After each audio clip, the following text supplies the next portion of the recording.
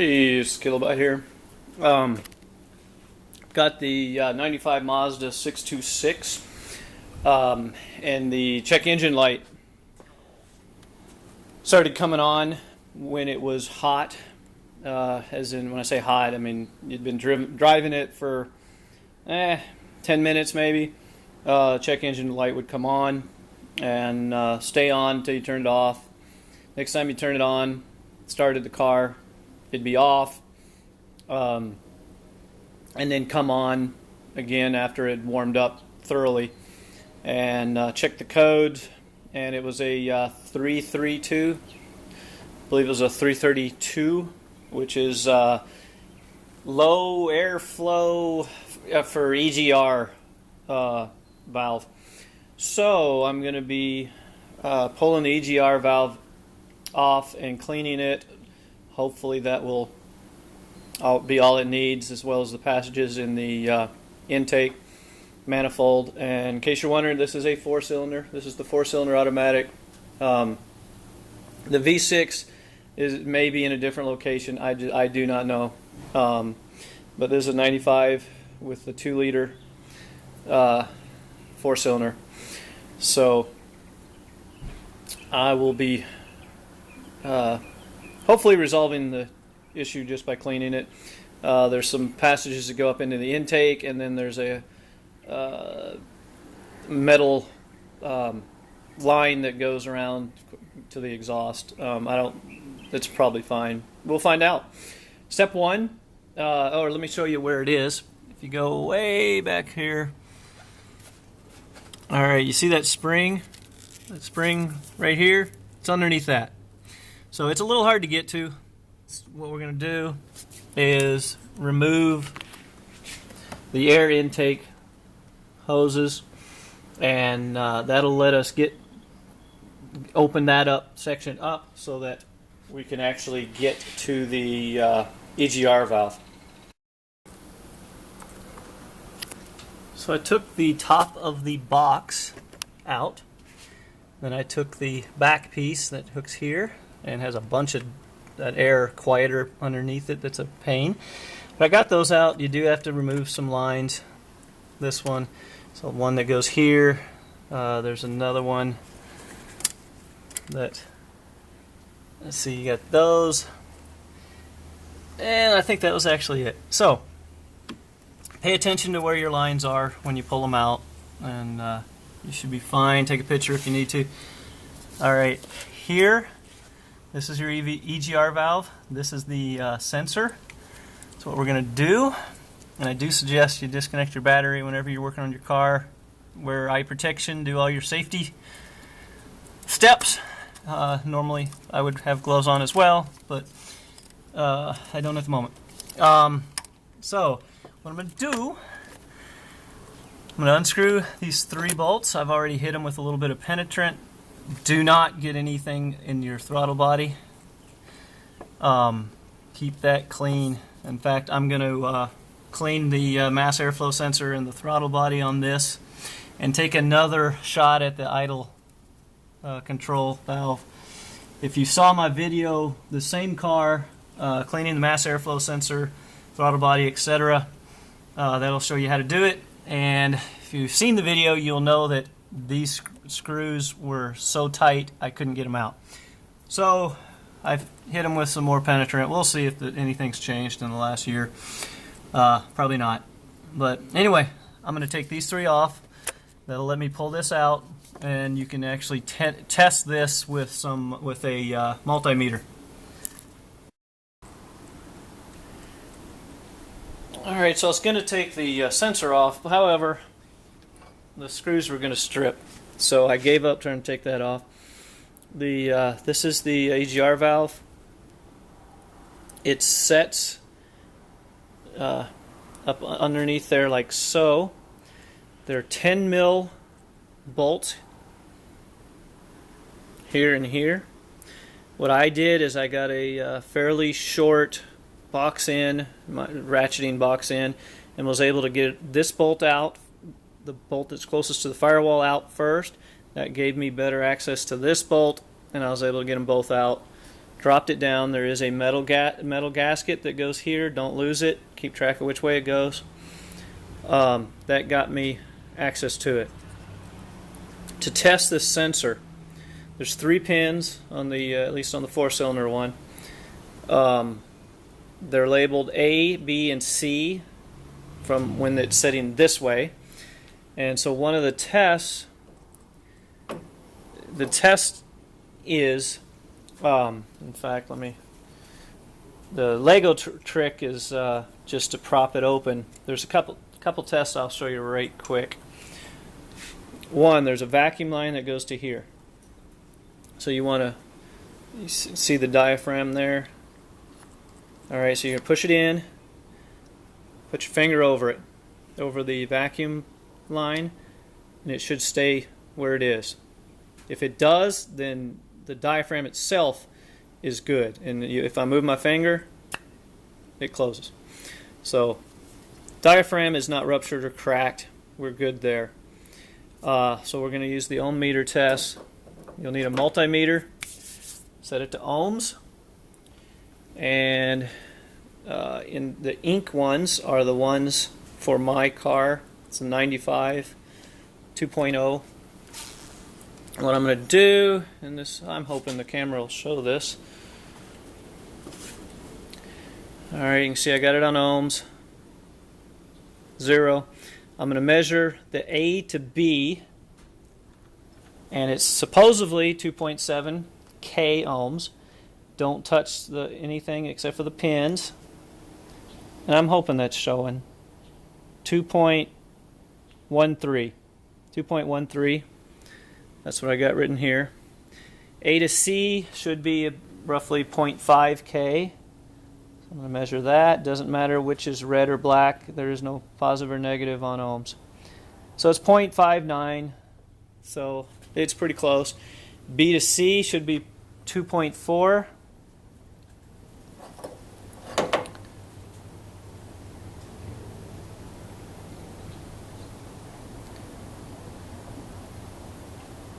And I have 1.739, so that's a little low. But I think it's still functionally, I think it would still work at that. I've seen them where they were low like that. Okay, so what I am doing now, since I still have it on the EGR valve, I pushed in the diaphragm, and I'm sticking a couple Legos in here. These are just to hold it open, because 2 of these tests, the number should change when when it's open, and that'll be the A to C. A to C should be roughly 2.7. I have 2.2, so it's not that bad. And then the B to C should be 2.4. Mine is 87, 86. Should be 2.4. Mine is 84. Okay, so there's a fair likelihood in my case that this sensor is bad because of the readings there. I mean, they were way off. If it should be, oh, I'm sorry, I didn't tell you what it should be. It should be 0.1, and mine's 83, 84, somewhere in there.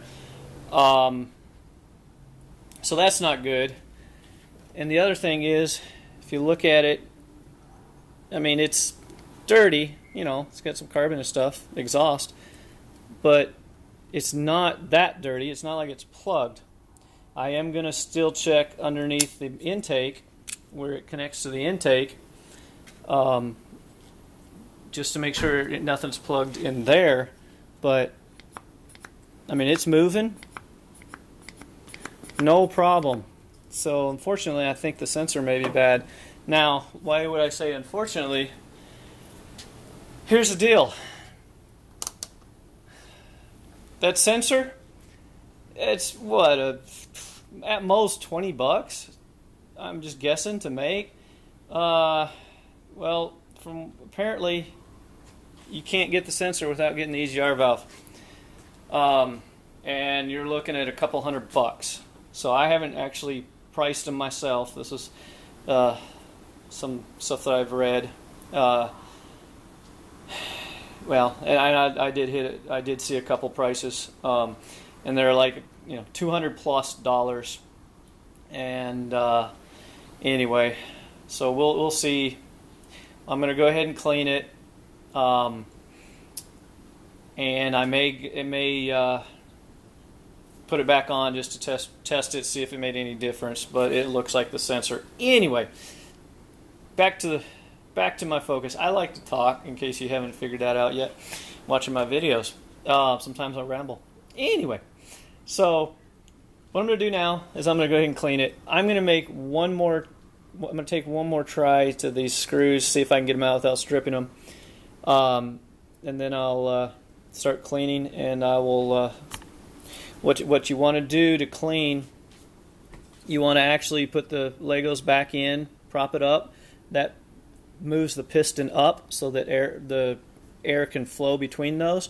And then with the diaphragm on the high side, use carburetor cleaner and just flood these.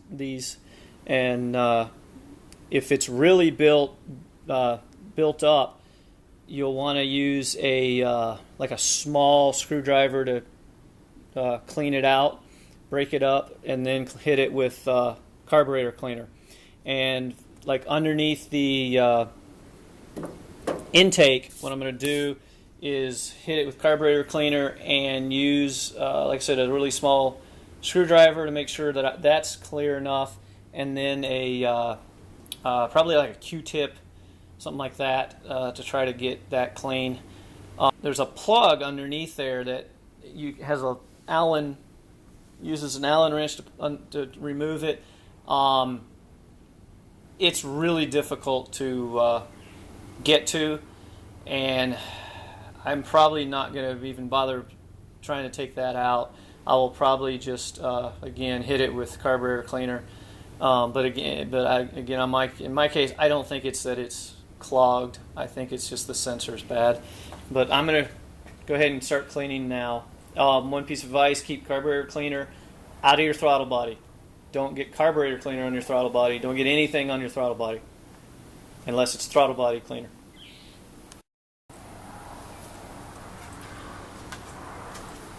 One of the things I found down behind the engine, mud dauber nest. I was able to get the sensor screws off. I had to spray some penetrant back here on the back side of the screws, because the plastic piece here with the little metal sleeve, that's not where it's sticking. It's sticking here in the threads. So that's what it looks like. Where's the plunger? That's what, when you push in on the diaphragm, how we did on the tests, when you pushed it in, it's the same as pushing in here. So you can check your resistance. It'll read the same thing either way. But you can see the spring and stuff in there for the diaphragm. But that's about it. And like I said, in my case, I cleaned out the bottom. I got some carburetor spray up in there and sprayed it and picked at it. And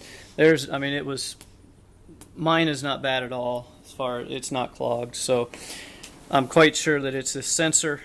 And I did a quick bit of research at an auto parts place, a new one. They're going to sell both, and it's going to be a couple $100. Now the good news is it's newer, remanufactured, so it's going to work. At least it should work, and it'll have a warranty. The other option is used. Again, everybody wants to sell them as a kit, it seems. At least the ones I saw. They want to sell them together, and I'm looking at like $70 used, which I think is a little steep. Actually, I think that's quite steep. But anyway, putting it back on is basically if you've taken it off, you probably got an idea how to put it back on. And don't forget your gasket. Will go in like so. So just pretty much reverse order. And that's about it. So several days have passed. I ordered a new part. The sensor, I found one that looked just like it. I found a sensor that looked just like this, but I could not get any specs on it, and it does not say it's for the Mazda.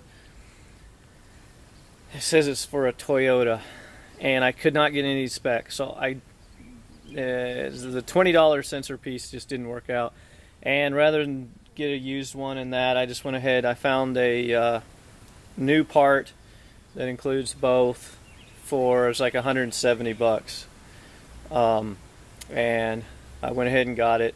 I hate to spend that much, but that's what I did, and it does come with a new gasket. I will probably go ahead and replace this, even though I could. The valve itself is good, the old one, so I could just take the sensor off and put a $170 sensor on my old valve, but since I have the new valve. So I wanted to show you one quick thing. There's my old this is my old specs. Okay, I showed you this already, but this is what it should be. The black lettering is what it should be according to the manual, whereas the pencil is what I was at, this being the key right here. But one of the things that what I want to talk about is the fact that, okay, here it says 2.7 and I only had 2.13, and there it said 2.7 and I only had 2.2. You know, there was some discrepancy on the numbers. Well, just to give you an idea, this is what I got with the new one, the new sensor. So A to B is manual 2.7. Mine was 2.4. It's 2.4 open as well because that one doesn't change. A to C 0.482, whereas book is 0.5, so that's pretty close. And then open should be 2.7. The old one was 2.2. This one is 2.49. And the open, understand that the open will vary upon how far this pushes down. So, you know, it doesn't have to be exact, and that's kind of the point of this. B to C is 2.4. The new one is 2.21. And the key one for me is the B to C open it's supposed to be 0.1. Mine was 83. And the new one is 0.2. So right there, that should do it for me. Those numbers aren't exact, as you can see, and the whole point of that. So I'm going to now do everything I already did in the earlier parts of this video, and this is just a little add-on so you could see that what the new one actually measured out at. So if yours isn't exact, don't worry about it. It should just be, you know, reasonably close. Hey, so let's say your EGR valve seems to be working, and let's say you've checked the the sensor, and it checks out good. So what else you got? Well, you got vacuum lines. Vacuum lines all come in underneath the car, underneath the intake. I'm underneath the car. The lines come in behind the intake, and this is those.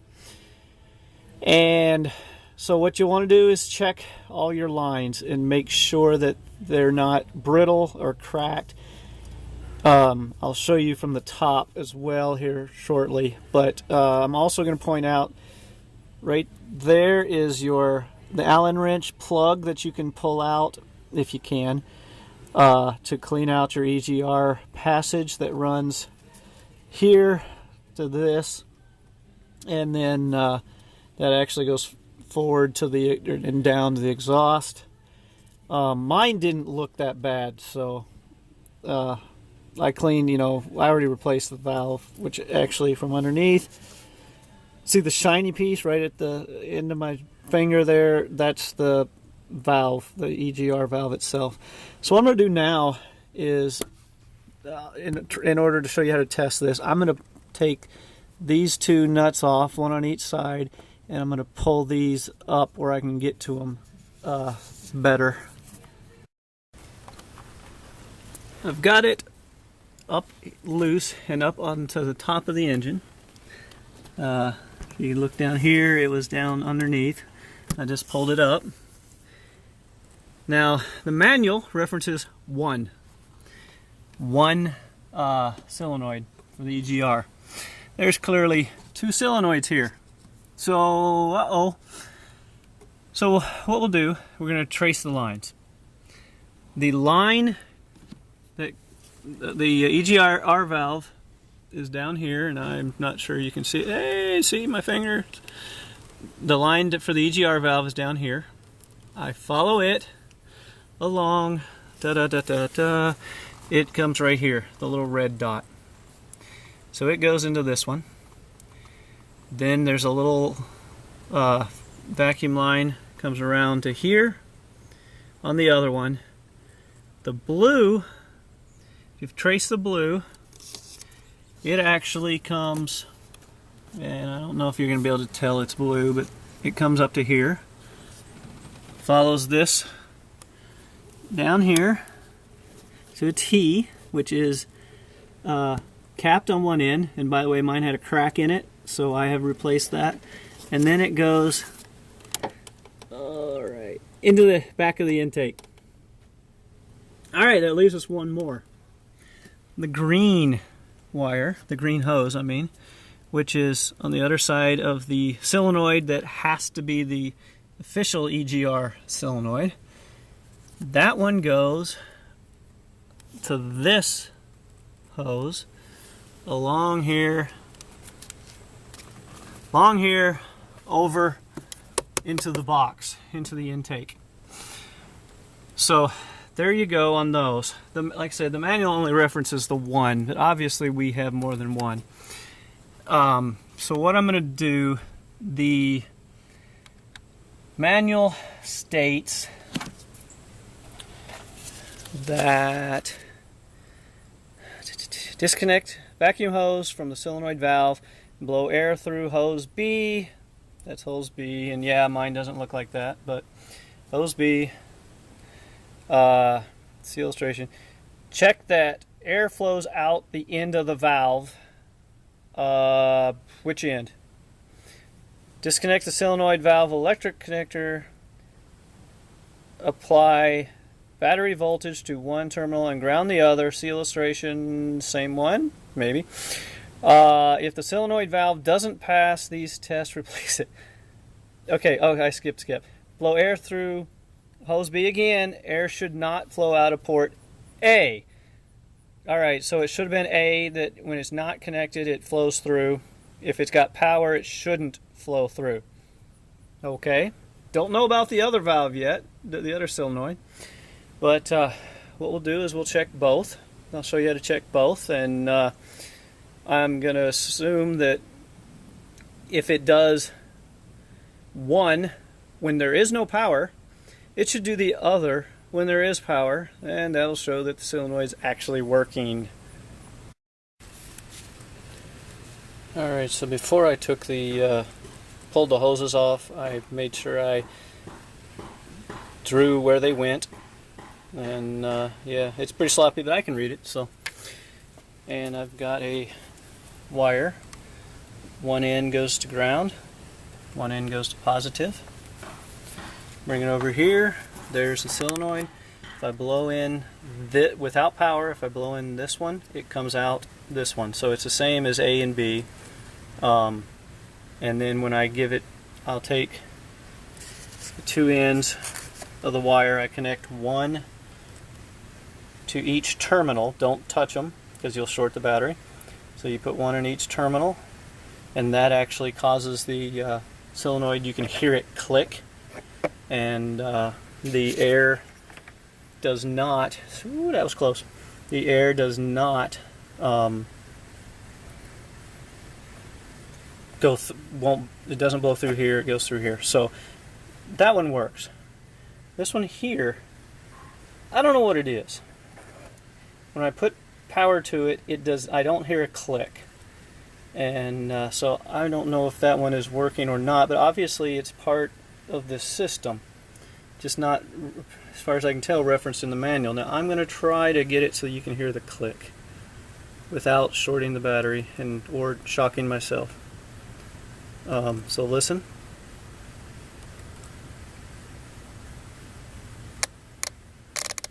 Did you hear it? So that one's working, unless I just fried it. The other one is much closer. Oh boy. Yes, doing this one-handed is not something I care for. Okay, they're touching. There's no click. So it may not even be, I don't know. I just don't know what it is. But obviously this would be what, according to the manual, should vent to air, just regular air. And yeah, so I'm not sure what it is at this point. It might be from the fuel tank. I read somewhere where there is a line that comes up that is venting from the fuel tank, but I don't know. Anyway, if I find out, I will let you know. Hope this was helpful, and hopefully I didn't ramble too much. If you if you find this helpful at all, please like, comment, subscribe, and if you got any of your own tips, whatever, feel free to post them, and we'll try to help people out. Thanks for watching.